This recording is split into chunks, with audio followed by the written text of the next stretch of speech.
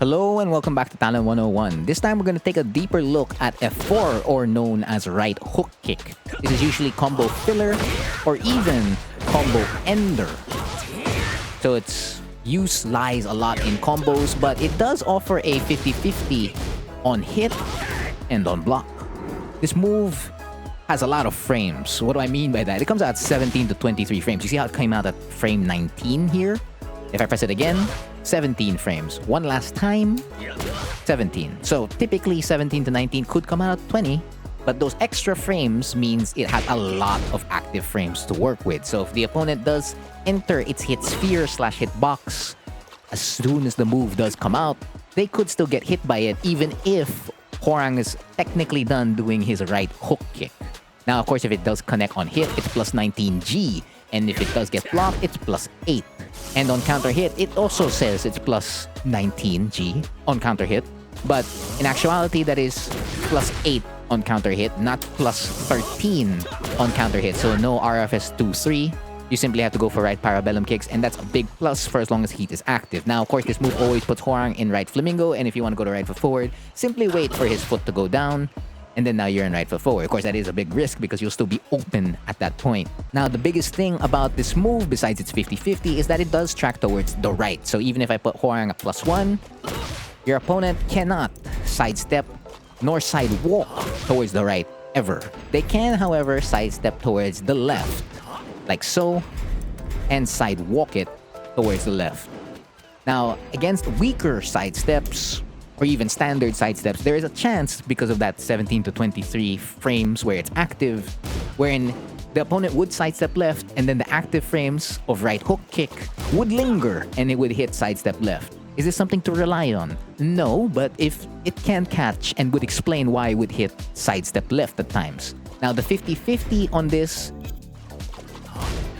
is pretty big, because that they can't sidestep Flying Eagle towards the left, nor towards the right. So they're kind of forced to take it, whether that be on hit or on block. Much more on hit than on block. But the main detail here is that they can still backdash options. So if you throw out F4 and go for your axe kick, as you can see, Zafina, one of the best backdashes in the game, is going to avoid this, including RFS back 3. You see how it just whiffs in front of Zafina's face? There was one time where it did hit.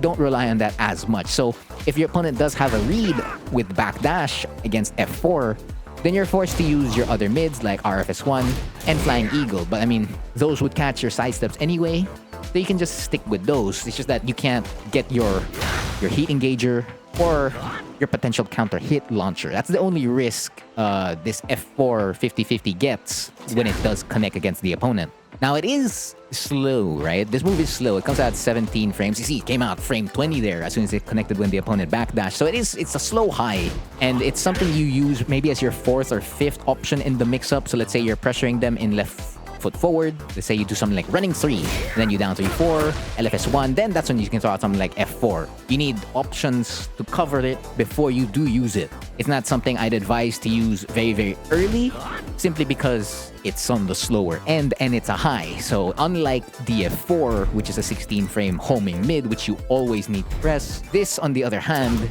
is a 17 frame high. So it is slow, but it's not necessarily needed for pressure. But if you do want to get instant offense right away, and the opponent isn't backdashing, or they're still attempting to sidestep, then you can get a lot of damage off this very, very quickly.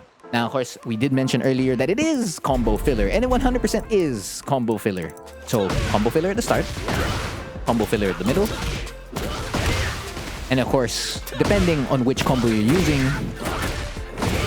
you can use it as a combo ender.